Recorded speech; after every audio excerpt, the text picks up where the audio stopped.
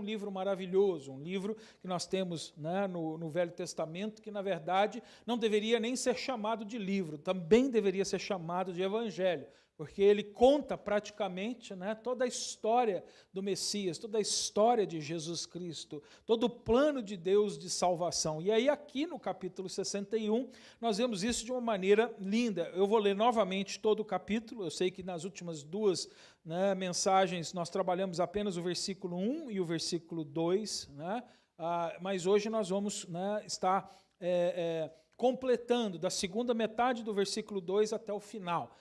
Eu precisei de 2 semanas para pregar um versículo e meio, né, mas agora com uma semana eu termino as outras, né. Era muito rico, tinha muita profundidade e a gente aprendeu muito, mas hoje nós vamos seguir um pouco mais rápido aqui nessa passagem.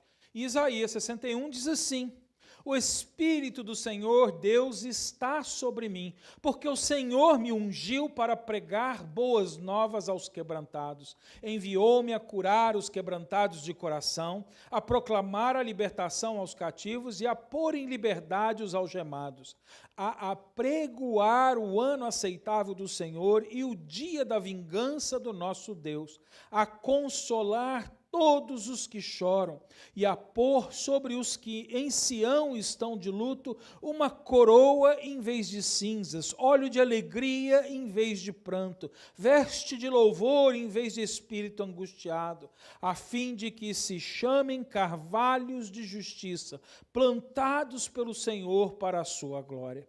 Edificarão os lugares antigamente assolados, restaurarão os de antes destruídos e renovarão as cidades arruinadas, destruídas de geração em geração.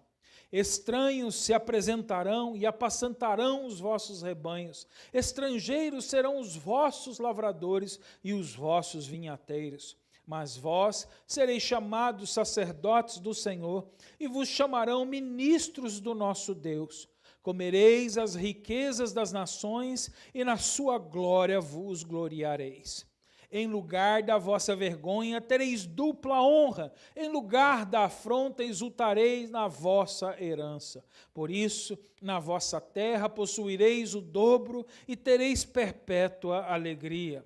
Porque eu, o Senhor, amo o juízo e odeio a iniquidade do roubo. Dar-lhe-eis fielmente a sua recompensa, e com eles farei aliança eterna. A sua posteridade será conhecida entre as nações, e os seus descendentes no meio dos povos. Todos quantos os virem, os reconhecerão como família bendita do Senhor. Regozijar-me-ei muito no Senhor, a minha alma se alegra no meu Deus, porque me cobriu de vestes de salvação e me envolveu com um manto de justiça, como noivo que se adorna de turbante, como noiva que se enfeita com as suas joias.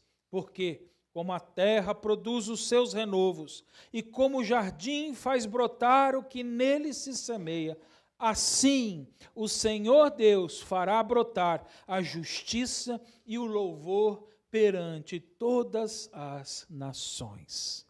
Pai, mais uma vez em oração, eu peço que o Senhor possa, Senhor, abençoar a Tua igreja nesta manhã, com a presença do Espírito Santo de Deus, para trazer convicção aos nossos corações, a convicção que nos ensina que somos, Senhor, necessitados de Ti, Senhor, a convicção que traz o arrependimento dos nossos pecados, Senhor, a convicção, Senhor, que revela a realidade de um juízo final, Deus Pai, para que com temor no coração nós venhamos a crer na Tua palavra. Por isso hoje eu oro, Senhor, que esta palavra edifique, que esta palavra cure, que esta palavra, Senhor, restaure, que esta palavra salve, em nome do Senhor Jesus eu oro. Amém. Amém. Glória a Deus. O que nós temos visto no livro de Isaías, especialmente nos últimos capítulos que nós temos estudado, é que a história da humanidade ela é marcada por uma busca constante por esperança. A gente vê isso, né, de tempos em tempos, todas as vezes que nós passamos por uma virada de ano, o que acontece? As pessoas, elas têm no seu coração o desejo de um ano melhor.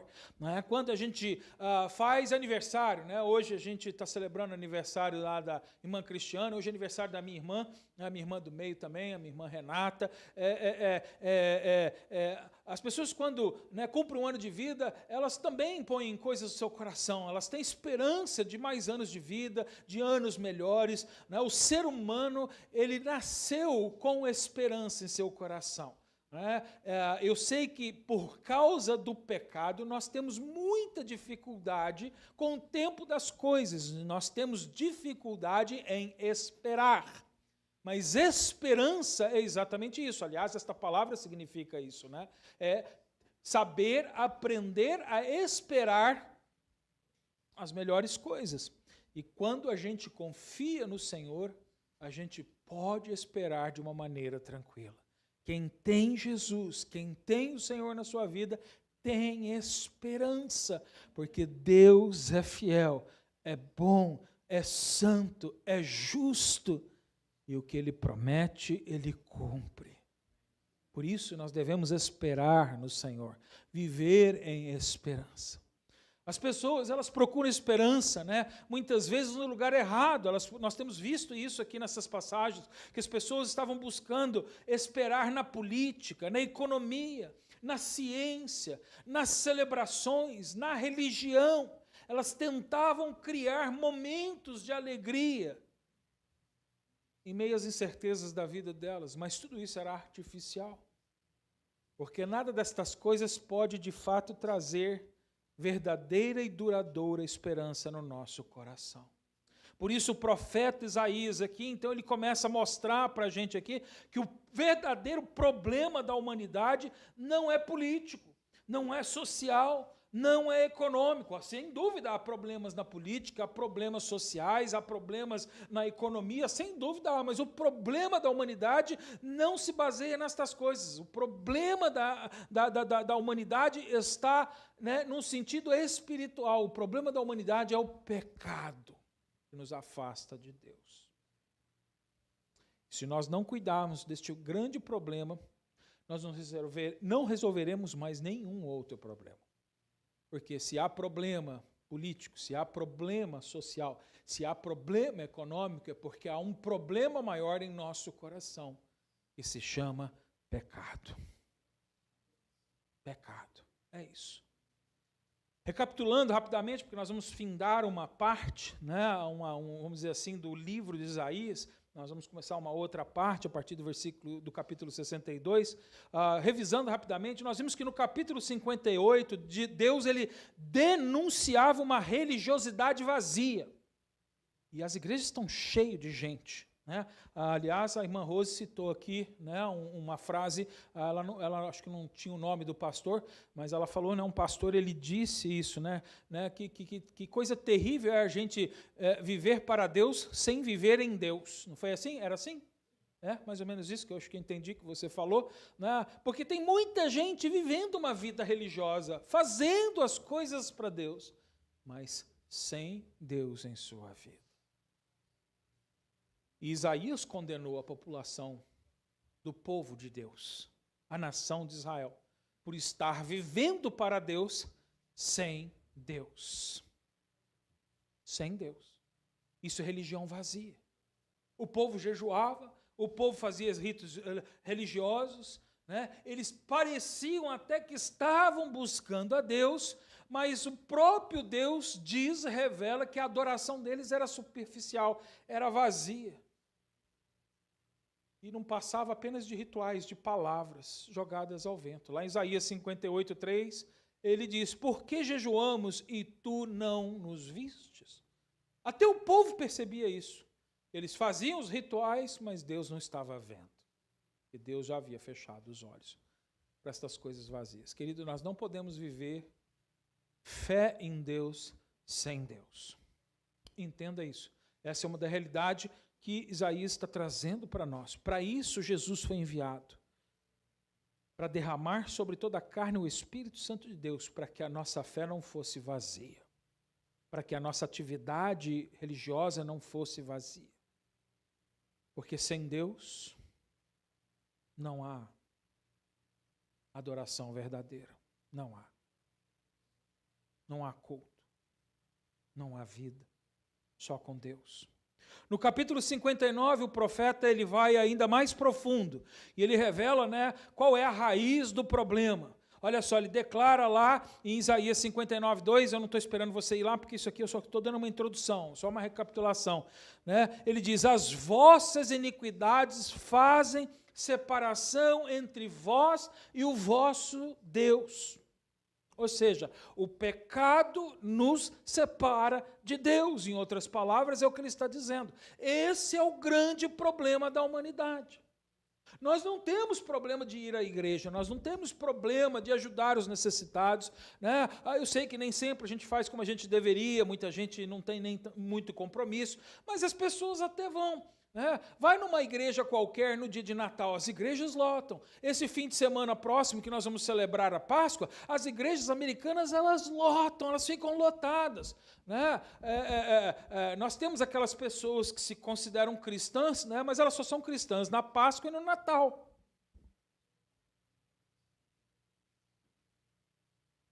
Isso revela que as pessoas não têm problema de ir às igrejas. O problema principal é o pecado no coração. Isaías, ele diz isso. E aí ele descreve Deus como um Deus guerreiro, que veste uma armadura de justiça, e ele vai trazer a salvação ao seu povo.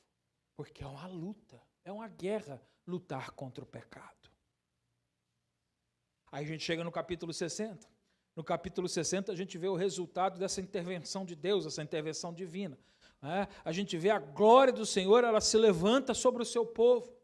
As nações, elas começam a ser atraídas pela luz do seu filho, pela luz do seu servo. Ele anuncia a chegada da luz, ele faz o anúncio da vinda da luz, daquilo que tira as pessoas das trevas, da cegueira, porque no escuro, nas trevas, nós não sabemos para onde estamos indo. E essa é a condição do homem no pecado. O homem no pecado, ele não consegue se aproximar de Deus. Ele não consegue ver que ele precisa de Deus. Então Deus precisa trazer luz, iluminar, para que eles possam perceber a sua condição.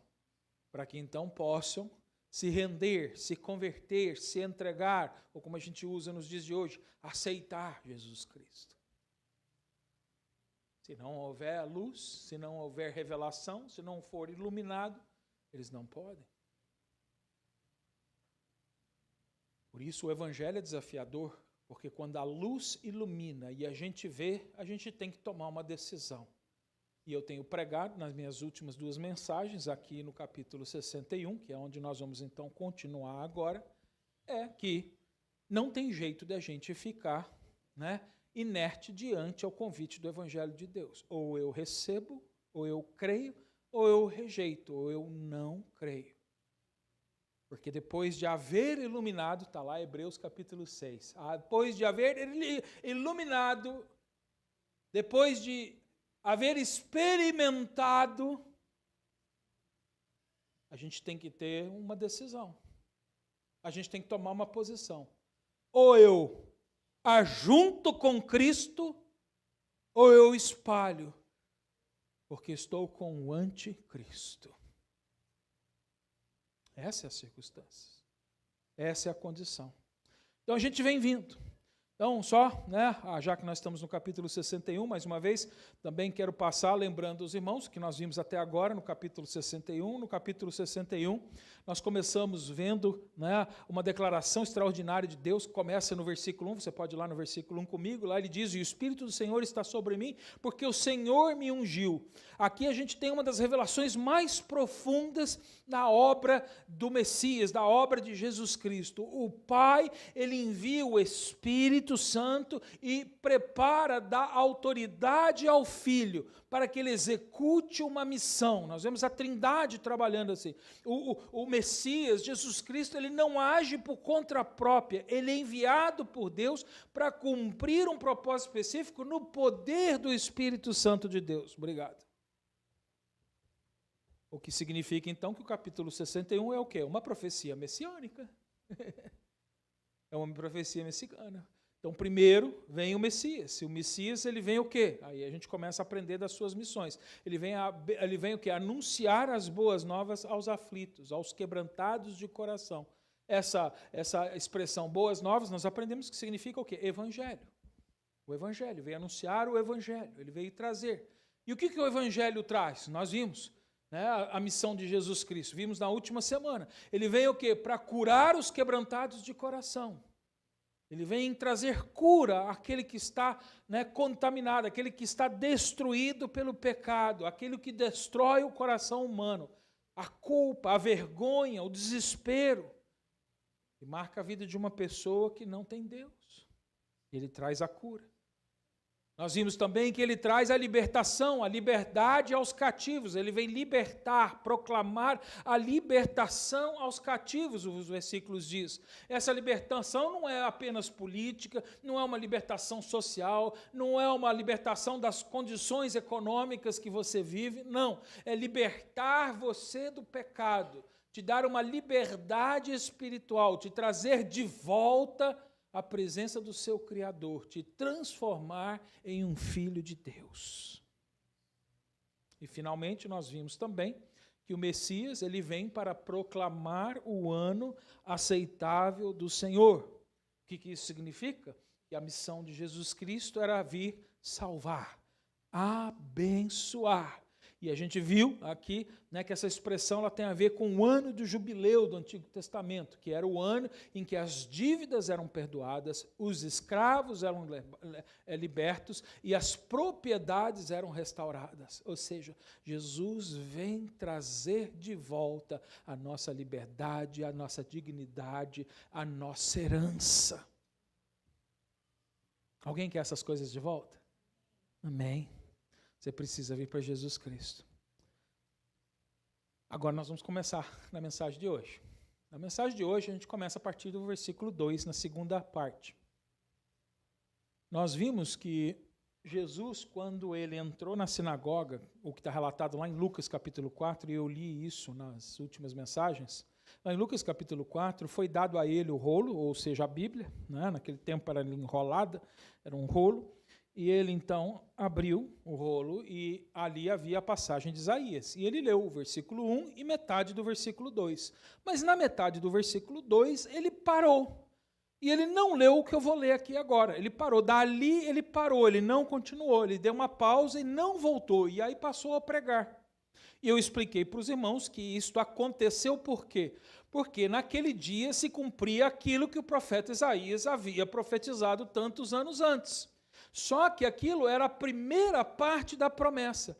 A segunda parte da promessa ainda não aconteceria, e ainda não aconteceu, que é o que nós vamos começar a ver hoje. Porque Jesus ele recebeu uma missão, mas a missão dele está dividida em duas partes. A missão dele na primeira vinda, que foi curar, libertar e salvar, nós já vimos isso, mas agora ele tem uma outra missão que se cumpre num tempo mais tardio, que é a missão que ele vai cumprir na sua segunda vinda.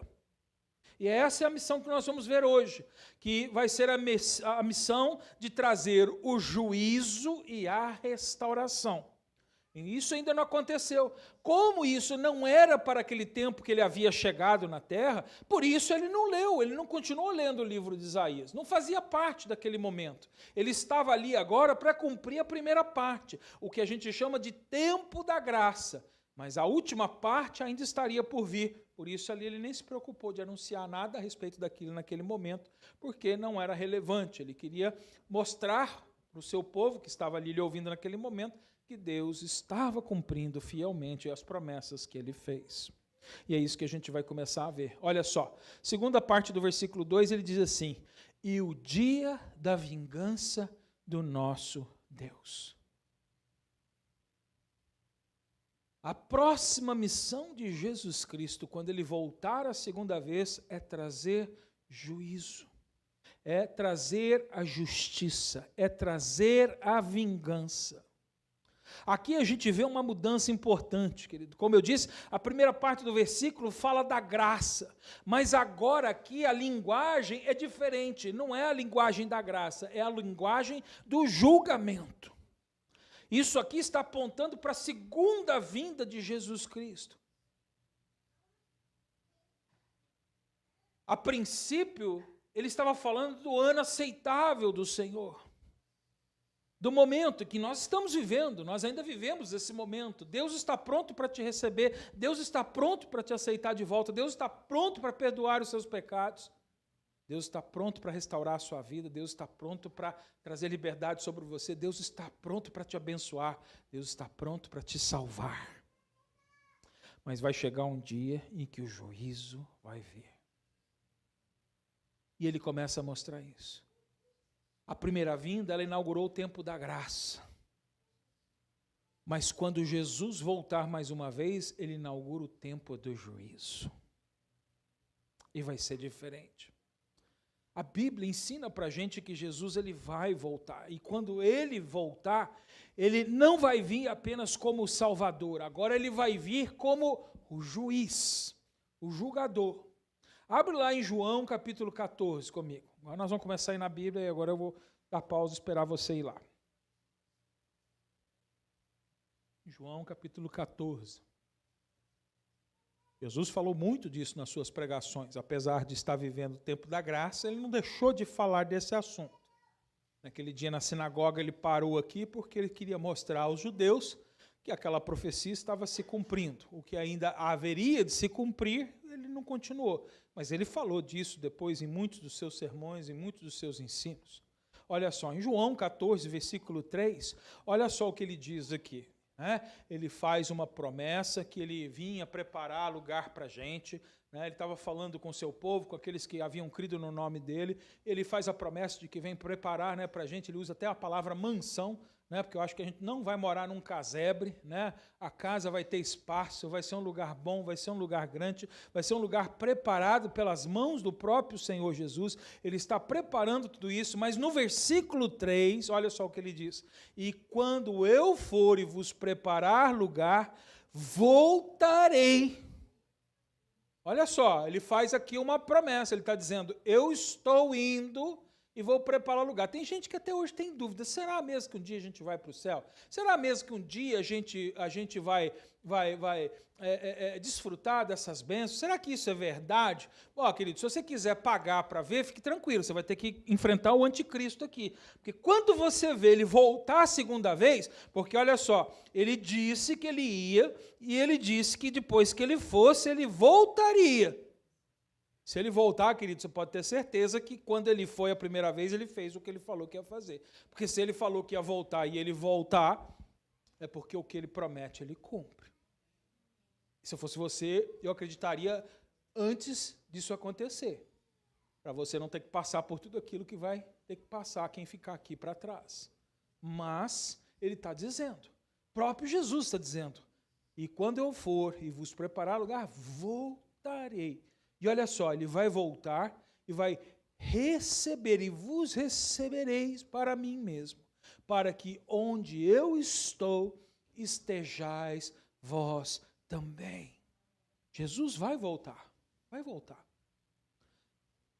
Quando Jesus, depois de ter terminado seu ministério, lá em Atos capítulo 1, se você quiser ir lá, você está lá em João, vai um pouquinho mais na frente, Atos capítulo 1, quando ele sobe aos céus, ali ele dá suas últimas instruções, suas últimas palavras, os discípulos estavam ali, ele sobe ao céu, ali os discípulos eles fazem uma declaração, olha só e diz, e esse Jesus, versículo 11, Atos 1, 11, esse Jesus que dentre vós foi assuntado ao céu, virá do modo como viste subir. Olha só, da mesma maneira como vocês viram ele subir aos céus, vocês vão ver ele vindo dos céus. É promessa. Eu posso ir em vários outros versículos, que existem um monte de passagem que confirma, que afirma que Jesus vai voltar uma segunda vez. O mesmo Deus que está hoje oferecendo graça para você hoje colocar sua vida em dia, para que você esteja preparado para subir com Ele, vai voltar para fazer juízo e reinar com seus filhos. Ele está fazendo essa promessa. Entenda uma coisa, parte do ministério de Jesus Cristo é trazer a vingança de Deus sobre os seus inimigos. A vingança virá. Nós vamos ver, isso se desenvolve em todo o livro de Isaías. Volta lá em Isaías, no capítulo 47. Agora você fica preparado, hein, querido? Nós vamos passar por um monte de versículos lá em Isaías. Tem que ficar esperto, hein? Lá em Isaías 47, 3. A gente vê aqui que agora há, na palavra de Deus, na profecia de Isaías, há um contraste entre Deus abençoar o seu povo, ou seja, Deus abençoar os que creem, e Deus julgar ou se vingar dos que não creem, dos seus inimigos. Que Deus vai se vingar dos seus inimigos. Isaías 47, 3 diz assim: a tua nudez será descoberta, e se verá o teu opróbrio. Tomarei vingança e não pouparei homem algum. Está bem claro. Ele vai vir julgar. O Messias vai trazer a vingança do Senhor. Vai no capítulo 59, tem que ser rápido. 59, versículo 17. Vocês vão ficar bom na Bíblia hoje. Isaías 59, 17. Ele diz: vestiu-se de justiça como uma couraça e pôs o capacete da salvação na cabeça. Pôs sobre si vestiduras de vingança e cobriu o zelo como o de um manto. Olha só, aqui Isaías está usando uma figura de linguagem para mostrar exatamente o tempo desses dois ministérios. Primeiro ele vem com a salvação, primeiro ele vem trazer a oportunidade de restauração, mas depois deste tempo ele vai voltar como vingador, como um juiz. Você é uma daquelas pessoas que está assim: ai, pastor, eu sei, é tão difícil, mas um dia eu vou me entregar para Jesus Cristo. Não, quando eu ficar mais velho, só deixa eu aproveitar a vida mais um pouquinho, querido. Você pode não ter tempo. Isso pode não acontecer e as chances são grandes. Maiores do que você pensa. Querido, aproveite enquanto o tempo está com a porta aberta. Aproveite enquanto a arca está com a porta aberta. Você pode entrar, porque depois que chegar o dilúvio e a porta da arca fechar, não entra mais ninguém. Ele está avisando, ele está dizendo. Vai no capítulo 63. Capítulo 63, versículo 4. Olha só. Capítulo 63, versículo 4, ele diz: porque o dia da vingança estava no meu coração, e o ano dos meus redimidos é chegado. Olha só. Primeiro vem o tempo da remissão, vem o tempo da restauração, vem o tempo da salvação. Mas em seguida vai vir o juízo. Não pense que porque Jesus é bom, porque Ele é amor, porque Ele veio aqui, Ele curou os enfermos, Ele se deu, Ele se vestiu com humildade, Ele se revestiu, de mansidão, que Ele não vai voltar como um juiz que julga. Você quer entender isso melhor? Depois lê em casa o Salmo 22, 23 e 24, que relata exatamente isso.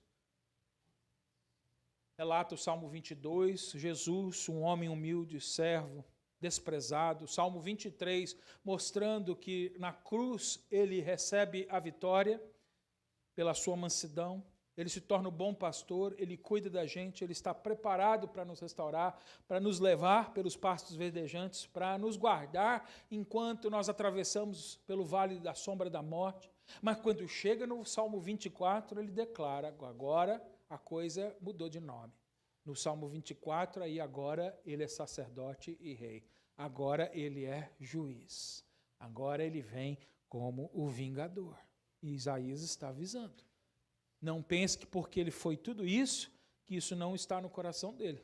Porque lá no coração dele está guardado para o momento certo. Ele virá para julgar e se vingar. Vai lá em Isaías capítulo 34.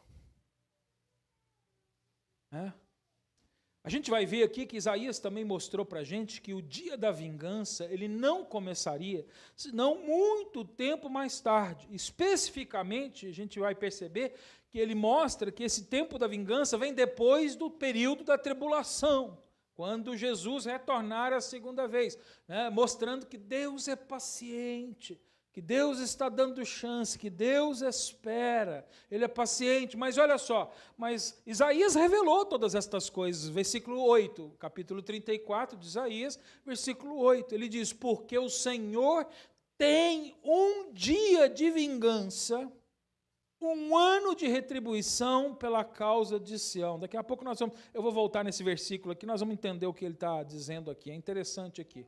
A vingança dura um dia, mas a retribuição, um ano. Tem algo aqui para a gente entender daqui a pouco. Vai no capítulo 35, vai no 34, vai no 35, versículo 4. Eu falei, capítulo 60 ele costura o livro todo. Nós estamos emendando todos os pontinhos aqui para ver a figura completa. Isaías 35, 4 diz, dizei aos desalentados de coração, sede fortes, não temais, eis o vosso Deus. Ou seja, para os que creem, para os que estão com Deus, para os que estão em Cristo, é ânimo, é alegria, é consolo, é encorajamento. Mas olha só, o versículo continua. A vingança vem, a retribuição de Deus, Ele vem e vos salvará. Vem salvação, mas vem vingança também. A vingança de Deus contra os seus inimigos é consolo e alegria para os que creem. A gente vai ver que o que hoje a gente olha e fala assim, parece que Deus não está fazendo nada, porque os safados, os pilantras, os bandidos, os mentirosos, os corruptos, eles se dão bem, eles ganham dinheiro, eles vivem melhor, eles desfrutam do melhor que há aqui nessa terra, e a gente que anda com Deus, que faz as coisas certas, a gente passa apertado, a gente tem dificuldade, a gente sofre pressão, às vezes a gente fica na miséria nessa vida. Fique tranquilo. Isso vai mudar no tempo certo. Deus vai trazer a sua vingança. Volta lá em Isaías 63.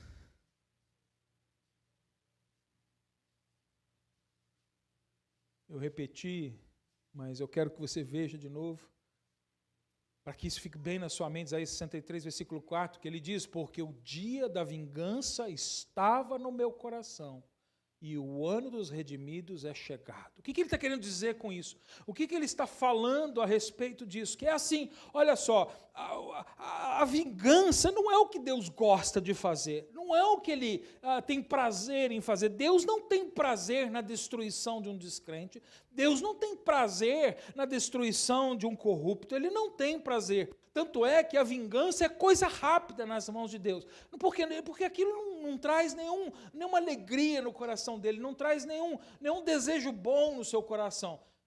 É necessário, é justiça por causa da santidade de Deus, mas não é o que ele gosta de fazer, não é o que ele quer fazer. É por isso que ele usa essa expressão, a vingança é em um dia, mas a remissão dura um ano. O que ele quer dizer com isso?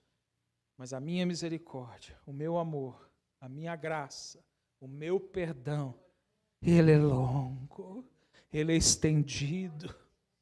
A gente tem que ter temor no coração e entender que a vingança virá.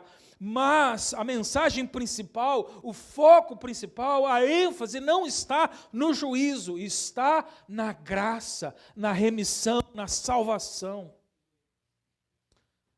Às vezes é triste que a gente vê que tem crente que não entende isso. É lógico que o crente tem que anunciar o juízo de Deus, faz parte da mensagem do Evangelho de Jesus Cristo. Mas a ênfase não está no juízo, a ênfase está na oportunidade em que o Evangelho dá para a salvação, para a liberdade, para a restauração. É isso que a gente precisa anunciar, enfatizar. É isso que ele estava querendo dizer aqui. Vamos lá em outro livro, Daniel capítulo 7. Daniel capítulo 7, versículo 22. Daniel, ele traz diversas profecias a respeito desses tempos dos fins. Ele, inclusive, lá, decreta até a quantidade de tempo, ele mostra, como as coisas, de uma maneira organizada, qual é o plano de Deus, até dentro do calendário humano. E aí, quando chega no versículo 22 de Daniel, capítulo 7, ele diz assim: até que veio o ancião de dias, está falando de Jesus Cristo, é a segunda vinda de Jesus. Por isso que aqui agora ele já é chamado de ancião de dias. Ancião é a pessoa já o quê? Madura, mais velha, a pessoa já experimentada. Então não está falando de Jesus como o bebezinho que nasceu no ventre de Maria, não está falando de Jesus que morreu na cruz aos 33 anos de idade. Está falando do rei, do sacerdote, do ancião, agora do experimentado, do provado, do já, lógico que Deus não precisa amadurecer, mas a entender isso, do tempo de amadurecimento, Deus não precisa de amadurecer nada, mas é nessa ideia, olha só, até que veio o ancião de dias e o julgamento, olha só, quando ele vem a segunda vez, ele vem para julgar, e o julgamento foi feito em favor dos santos do Altíssimo, e chegou o tempo em que os santos tomaram posse do reino. Querido, o juízo dos ímpios, o juízo dos rebeldes, o juízo dos que não creem, não é para a gente alegria, mas é consolo. A gente não se alegra, como Deus também não se alegra na morte de um ímpio, não, mas traz consolo. Que consolo que traz de saber que Deus é justo, Deus é santo, Deus é fiel, Deus cumpre o que Ele promete, e no dia em que Ele vier para julgar, Ele vai vir para julgar junto da sua igreja, porque a sua igreja não passará pelo julgamento, a igreja será testemunha neste julgamento de Deus contra os que não creem. De que lado você quer estar nesse tribunal? Você quer estar sendo julgado? Ou você vai querer estar no tribunal junto do juiz, ajudando a julgar as nações? Depende de como você vai responder ao Evangelho hoje. Isso vai revelar que lado você tem. Vai no profeta Miqueias, você está lá em Daniel, lá na frente, profeta Miqueias, capítulo 5, versículo 15. Lá em Miqueias, esse daí você nem sabe que você tem na Bíblia, né? Vamos descolar as páginas da Bíblia, que você nunca abriu. Miqueias, capítulo 5, versículo 15.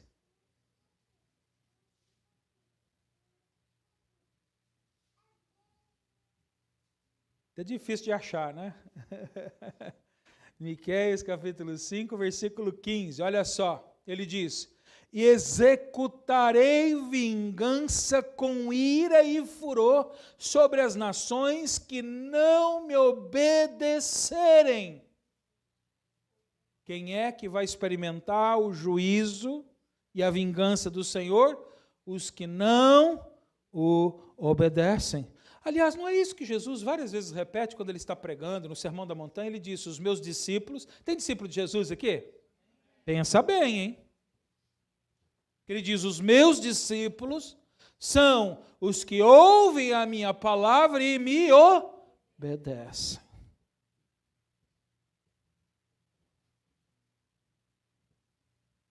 Deus não vai olhar assim, no dia o pastor Max lá perguntou quem é discípulo, teve um monte de gente que disse: eu. Não adianta. Essa palavra não tem poder. Mas a palavra de Deus tem. E ele disse na palavra de poder que os seus discípulos não são os que levantam a mão, não são os que vêm aqui na frente fazer uma oração quando o pastor convida a fazer uma entrega, não são os que foram batizados na água, são os que ouvem e obedecem. Por que ele está dizendo isso? Porque tem gente que ouve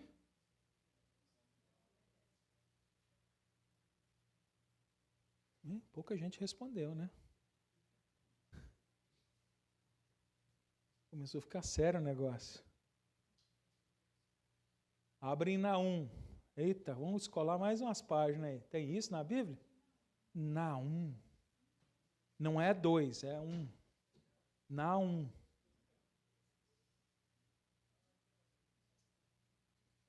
Naum, capítulo 1.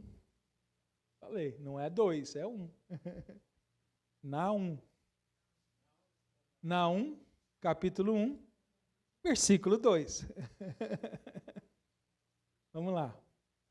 Naum, olha só o que ele diz. O Senhor Deus, zeloso e vingador. O Senhor é vingador e iracundo. Uou! Você sabia disso? A gente já ouviu falar que Deus é amor, que Deus é fiel, que Deus é bondade, que Deus é misericórdia. É o que Deus é. Mas a Bíblia agora, não é o pastor Marcos, a Bíblia está dizendo que Deus é também o quê? Vingador.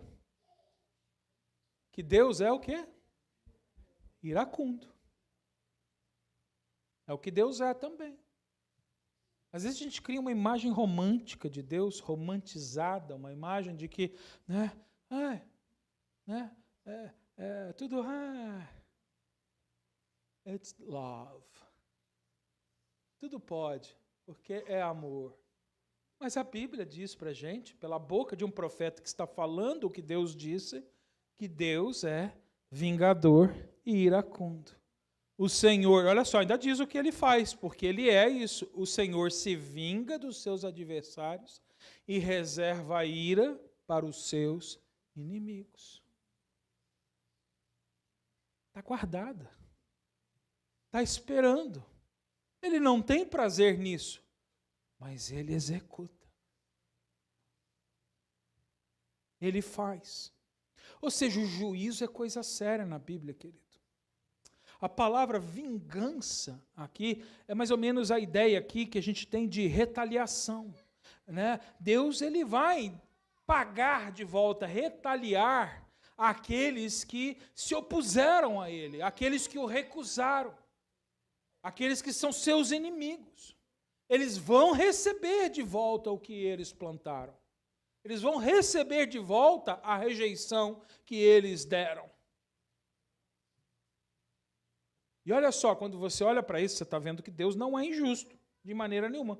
Porque se ele vai devolver o que eles merecem, ele está dando o que a pessoa merece. E quem dá o que uma pessoa merece é uma pessoa correta. E é por isso que o dia da vingança vai ser curto, mas o dia da misericórdia é longo. Que Deus está disposto a dar o que ninguém merece, o perdão. Deus está disposto a dar o amor. Deus está disposto a dar a vida eterna. Deus está disposto a trazer você de volta para Ele. Deus está esperando, alongando o tempo, porque o desejo dEle é que todos se voltem para Ele. Esse é o desejo do coração dEle. Mas Ele é justo. Vai em Romanos capítulo 12. Romanos capítulo 12, versículo 19 diz: Amados, não vos vingueis a vós mesmos, pelo contrário, dai lugar à ira de Deus, porque está escrito: a mim pertence a vingança, eu retribuirei, diz o Senhor. Meu irmão cristão querido, você não deve querer vingar a Deus. A você não pertence a vingança. A você cabe a missão de pregar o evangelho da restauração, a mensagem do perdão, a mensagem do amor de Cristo, porque no tempo certo, a pessoa certa, que é Jesus Cristo, vai cumprir o seu ministério e trazer a sua vingança. Você não precisa de vingar a Deus. Você precisa pregar o evangelho de Jesus Cristo. Essa é a missão da igreja do Senhor Jesus. A vingança pertence a Ele. É assim. É assim. A vingança de Deus, ela é terrível, querido. Ela é real. Ela é real.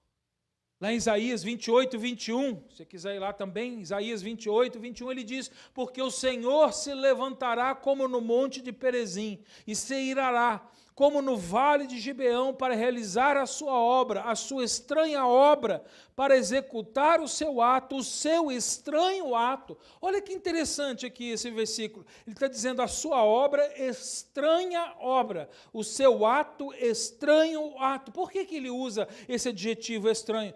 Porque não é o que Deus gosta de fazer, porque não é o que Ele faz frequentemente, é algo que é estranho, não se encaixa bem com a sua natureza, não é algo que está no coração de Deus, mas faz parte da sua justiça, faz parte da sua santidade, e tem que ser feito. E é por isso que Ele reservou um pequeno espaço de tempo para executar tudo isso de uma maneira rápida e eficaz. Mas o próprio Isaías diz que a Deus isso é estranho. Por quê? Porque parece não condizer muito com a natureza de Deus, mas faz parte. Mas não é o que Ele faz o tempo todo. Já pensou se a gente vivesse, num tempo em que Deus agia que nem Ele agiu com Ananias e Safira, quando começou a igreja? Imagina. Quantos irmãos você acha que teria na igreja hoje? Muito poucos. Não, eu acho que até teria alguns. Mas se você colocar seu coração, vou fazer um negócio para o Senhor, e aí depois você mudasse no meio do caminho, aí Deus vinha e fulminava você, matava. Quantos aqui já se proporam a fazer uma coisa para Deus e voltar atrás? Não precisa me responder não, tá bom? Pronto. Foi por isso que eles foram fulminados. E colocaram no coração em fazer uma coisa para o Senhor e depois voltaram atrás. Quantos de nós já não fez isso aqui? Não ia sobrar muita gente. É sério, as coisas são sérias. Isso tudo é sério, isso faz parte. Então ele está mostrando isso. Então aqui, quando ele começa a descrever essa obra dele, de aceitação, a obra da graça, é interessante que na Bíblia Deus tem alguns nomes. Toda vez que Deus ele se apresenta para falar da remissão, do perdão dos pecados, da misericórdia, do tempo da graça, ele utiliza o nome Yahweh, ou Jeová. Ele usa esse nome principal de Deus, um nome que até o judeu ele não fala, ele tem medo de falar, ele acha que não deve falar. Chama ele de Hashem, mas não chama ele de Jeová. Criaram um apelido para Deus, para não ter que citar, porque esse nome é o nome mais importante de Deus. E toda vez que Deus se refere à graça, à remissão, ao perdão, à sua obra de restauração, ele usa o nome Yahweh. Mas todas as vezes que Deus se refere à ira, à vingança, sabe qual o nome que ele utiliza? Não é Jeová, não é Yahweh, é Elohim. Elohim. Elohim. Você sabe o que Elohim significa? Elohim significa o Deus Supremo, o Criador, o Juiz das nações. Ele até muda de nome quando ele precisa agir assim, vamos dizer assim, para mostrar. Por que ele tem que fazer isso? Porque ele é soberano sobre o universo. Ele é soberano. Mas ele não tem prazer. Ele não tem alegria. Por isso, na continuação do versículo 2, agora no versículo 3, então vamos andar, voltando para Isaías 61, olha só, ele diz, na continuação, no finalzinho do versículo 2, ele diz, depois que ele fala que vai vir com a vingança, ele diz, a consolar todos os que choram. Aí agora ele está mostrando o que ele gosta de fazer. Olha só, tanto é que a outra fase foi curta. Foi só um pedacinho do versículo 2. Agora o finalzinho do versículo 3, onde ele mostra a segunda missão de Jesus Cristo, que é consolar os que choram, consolar os aflitos. Olha só, ele descreve tudo. E pôr sobre os que em Sião estão de luto uma coroa em vez de cinza, óleo de alegria em vez de pranto, veste de louvor em vez de espírito angustiado, a fim de que se chamem carvalhos de justiça, plantados pelo Senhor para a sua glória.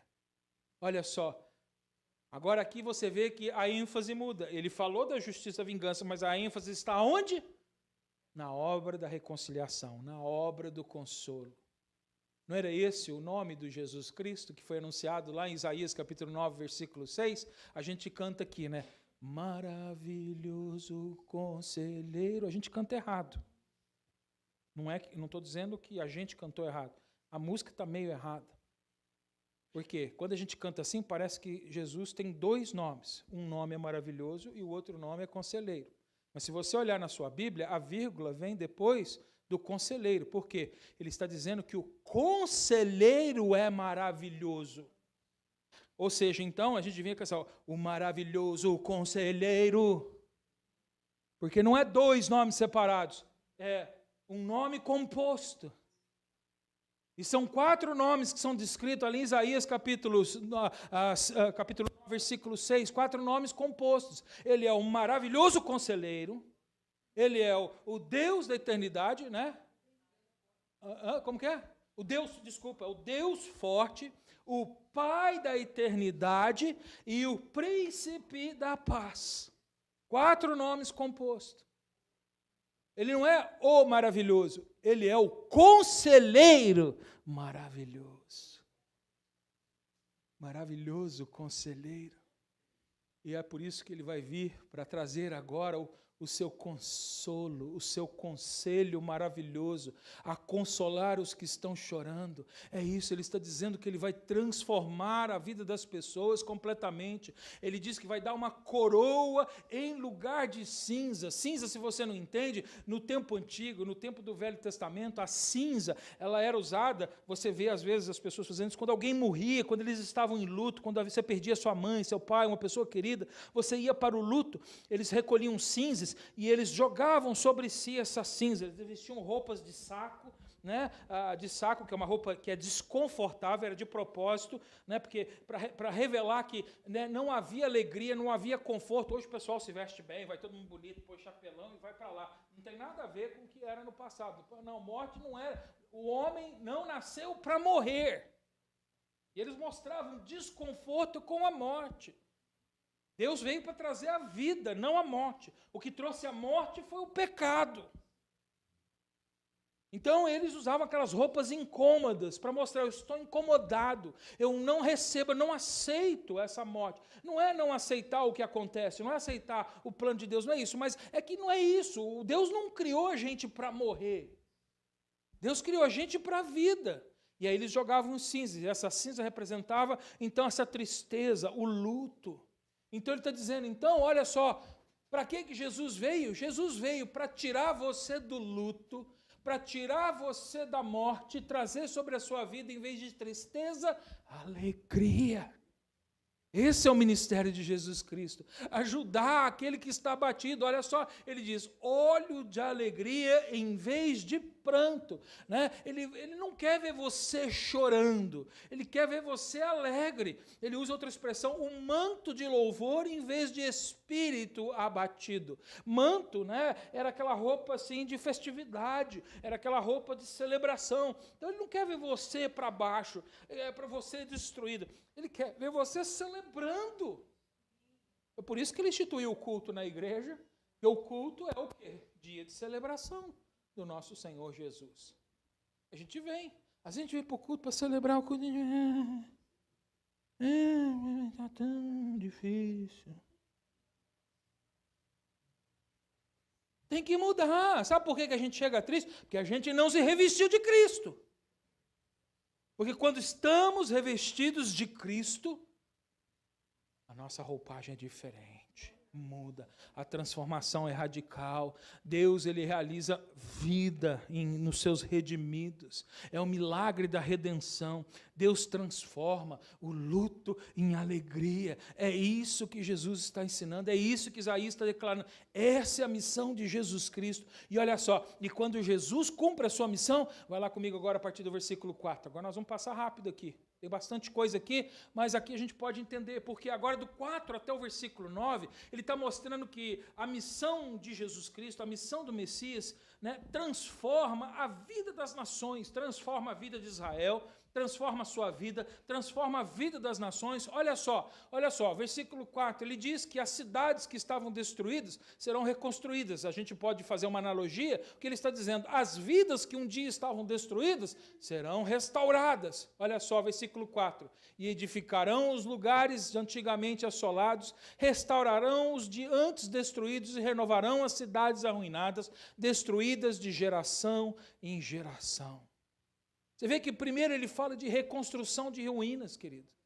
As cidades de Jerusalém, de Israel, elas estavam despedaçadas, destruídas pelo inimigo, e Deus promete, eu vou trazer de volta, eu vou restaurar, eu vou devolver. É assim, é a vida de um perdido, de uma pessoa que está no pecado, está destruída, está destroçada, e Deus entra para dar vida nova. Pelo poder de Deus, Ele renova o seu coração, Ele renova a sua mente, Ele te traz a esperança de volta.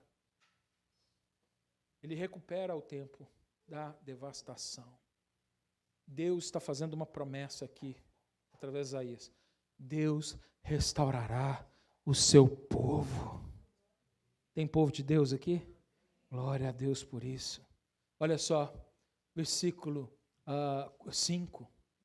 Olha só, que mostra para a gente que as nações vão servir em cooperação, vai mudar até a dinâmica entre as pessoas no mundo. Olha só, estranhos se apresentarão e apacentarão os vossos rebanhos, estrangeiros serão os vossos lavradores e os vossos vinhateiros. Olha só o que ele está descrevendo, ele não está descrevendo aqui escravidão, ele está descrevendo o quê? Cooperação. As nações vão cooperar. Quando chegar esse tempo da segunda vinda de Jesus, hoje os países que estão se levantando contra Israel vão se levantar para ajudar Israel. Vai haver uma cooperação, entre as nações da terra. Por isso nós vamos ter um período de governo de Jesus Cristo, de 1000 anos sobre a terra, de paz, não de guerra. Porque vai haver cooperação, Deus vai trazer mudança. Olha o versículo 6. Versículo 6, ele mostra que a Israel, que até agora não fez o que tinha que fazer, vai cumprir o seu chamado espiritual. Olha só, porque no plano de Deus cabe todo mundo. E o israelita ainda não está dentro do plano de Deus no período em que estamos vivendo, mas tem um tempo para eles. Versículo 6, mas vós, está falando agora com os israelitas, sereis chamados sacerdotes do Senhor e vos chamarão ministros de nosso Deus. Comerei as riquezas das nações, na sua glória vos gloriareis. Rapidamente, deixa marcado aí Isaías 61, vai comigo em Êxodo 19. Por que eu quero que você vá lá? Porque você vai ver que Deus já tinha feito essa promessa para o povo de Israel no passado. Quando Deus estava tirando Israel do Egito e levando para a terra prometida, Deus havia feito a promessa de que Israel seria uma nação de sacerdotes. Ou seja, seria uma nação que Deus usaria para levar a mensagem de Jesus Cristo. E a gente sabe que isso ainda não aconteceu, vai acontecer, esse tempo ainda não chegou, mas vai chegar, porque Deus já havia anunciado que eles fariam isso. Êxodo 19, versículo 6. Olha lá, em Êxodo 19, 6 ele diz, vós me sereis reino de sacerdotes e nação santa. São estas as palavras que falarás aos filhos de Israel. Olha só, Moisés estava instruindo aqui as gerações mais velhas, a instruir as gerações mais novas de que eles se lembrassem de que eles tinham uma missão diante de Deus. E a missão deles diante de Deus era de serem o quê? Representantes de Deus. Porque quem é um sacerdote? O sacerdote é alguém que representa Deus para as pessoas e é alguém que representa as pessoas diante de Deus. Israel não fez isso. Mas eles têm que ser. Eles vão ser, porque Deus disse que eles seriam. E para que isso aconteça é necessário de um milagre. O milagre vai acontecer. Vai acontecer no período da tribulação, quando Deus revelar o anticristo e colocar temor na nação judaica. E eles crerão no nome de Jesus Cristo. E eles então cumprirão a sua missão. E eles serão um reino de sacerdote, uma nação santa, rendida, pregando, cumprindo a sua missão, falando da mensagem do Evangelho de Jesus Cristo. Olha só o versículo 7. Versículo 7, ele diz, o dia que eles fizerem isso, a vergonha vai ser substituída pela honra. Até hoje. É assim. Olha só, em lugar da vossa vergonha, tereis dupla honra. Não vai ser honra simples, vai ser dupla honra. Em lugar de afronta, exultareis na vossa herança. Por isso, na vossa terra possuireis o dobro e tereis perpétua alegria. Se eu fosse um pregador da prosperidade, eu ia tomar isso para você e ia falar assim, está vendo, querido, você tem que botar $1.000 agora aqui na frente, que Deus vai te dar em dobro. Mas isso é mentira, tá? Estou já avisando, porque tem muita gente que faz isso aqui nessa passagem. Não se engane com os falsos profetas. Bota 100 que Deus dá 200. Né? Não cai nessa não, querido. Aqui está falando com a nação de Israel, está falando da restauração sacerdotal desse povo e não de dinheiro, querido. Sabe por quê? Você está em Isaías? Vai lá no capítulo 40. Sabe por quê? Nós vamos entender por quê que Deus está fazendo essa promessa no 7 aqui. Vai lá no 40. 40, versículo 2. Vamos costurando todo o livro de Isaías agora. Olha só.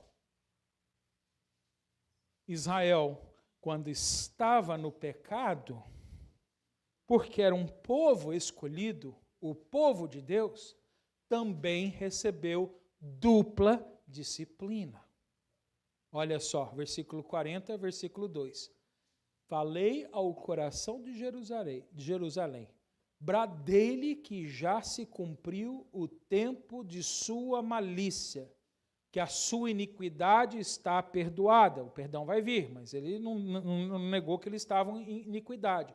Que já recebeu em dobro, e aqui está falando da punição, da vingança, tá falando, né, que ele recebeu a disciplina em dobro da mão do Senhor por todos os seus pecados. Quando Deus julgou a nação de Israel, Deus também julgou e deu punição, disciplina em dobro. Então agora, quando vem a restauração, ele também promete que vai o quê? Dobrar a restauração, dobrar a bênção. Vai dobrar. Vai dobrar. É isso. A dupla bênção, querido. Versículo 8 e 9, ele mostra que, por que tudo isso foi feito? Por que tudo isso? Por que dessa promessa? Por que de todas essas coisas? Olha só, ele diz, porque eu, o Senhor, amo o juízo e odeio a iniquidade do roubo. Dar-lhe-eis fielmente a sua recompensa, e com eles farei aliança eterna.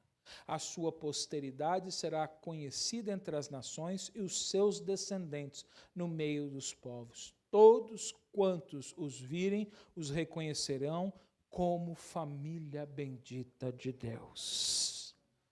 Qual é a razão? Por que Deus está permitindo que Israel passe por todas essas coisas? Por que muitas vezes a gente vive todas essas situações? Por quê? Para que o nome de Deus seja glorificado, para que as pessoas possam olhar e falar assim, Deus é Deus, Deus é Senhor, bendito o nome do Senhor. Eu conhecia quem aquele camarada era, eu sei que tipo de lixo que era aquele camarada, as coisas que ele fazia. Olha o que aconteceu. Bendito seja Deus. É assim, porque Deus restaura, Deus faz aliança, Deus é fiel. E olha só, os 2 últimos versículos agora, ele mostra para a gente agora que a missão do Messias, ela produz alegria e justiça. Apesar do juízo, o fim é de alegria e de justiça. Por isso é necessário o juízo. Olha só, ele termina com uma explosão de alegria aqui. Versículo 10. Regozijar-me-ei, ou seja, me alegrarei. Essa é a palavra, muito no Senhor. A minha alma se alegra no meu Deus, porque me cobriu de vestes de salvação, me envolveu com um manto da justiça, como o noivo que se adorna de turbante, como a noiva que se enfeita com as joias. Então ele, olha só, ele está dizendo que a redenção, a remissão, a salvação, ela produz alegria profunda. Aqui o texto ele está usando essa imagem de vestes, né, para descrever uma transformação espiritual, querido, né? É um momento diferente, é especial, é dia de baile, vamos dizer assim, né? É dia de festa, é dia de celebração, né? A gente tem roupas novas. Ele usa também aqui a expressão do casamento. Ele diz, olha, eu vou tirar as roupas velhas e vou te dar vestes novas, né? Dizendo para a gente, eu vou tirar a vida velha e vou te dar a vida nova, e você agora vai ser meu, eu tenho uma aliança com você, é como marido e mulher, né? A alegria do casamento, o noivo e uma noiva agora unido para esse dia.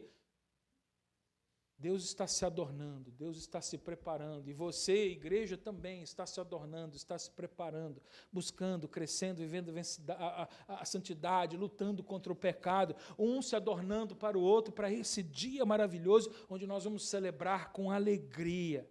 E olha só o versículo 11, ele usa agora a imagem de um jardim, olha só, o fruto, porque é assim, quando há uma união tem que vir fruto, né? Quando se casa, daqui a pouco vem os filhos, vem os meninos. Aí, ó, os que ainda estão demorando, vão dar um jeito nesse negócio aí, hein, pai?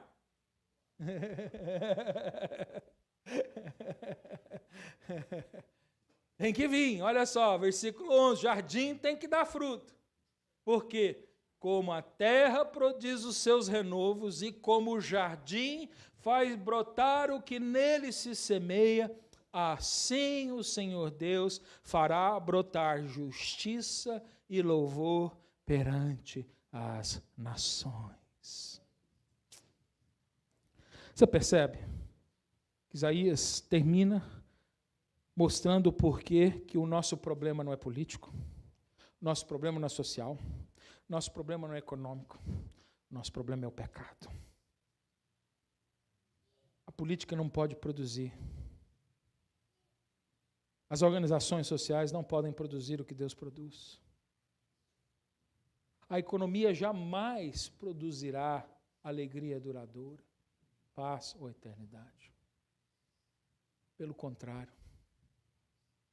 Felizmente, por causa do pecado, todas essas coisas que poderiam ser boas, no fim se tornam más, porque são influenciadas pelo coração enganoso de homens pecadores.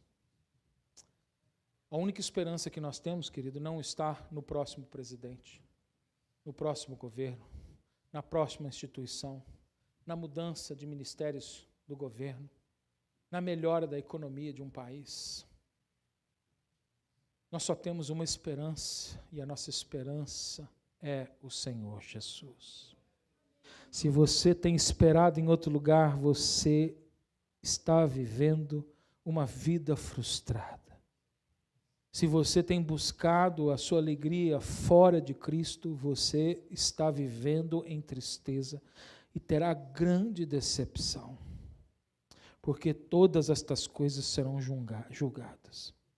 Mas hoje Deus está anunciando a palavra da restauração, está te chamando para fora do pecado, está te convidando a se arrepender diante dele, para viver uma vida de obediência ao Senhor Jesus. Hoje ele deixa com você o convite de restauração.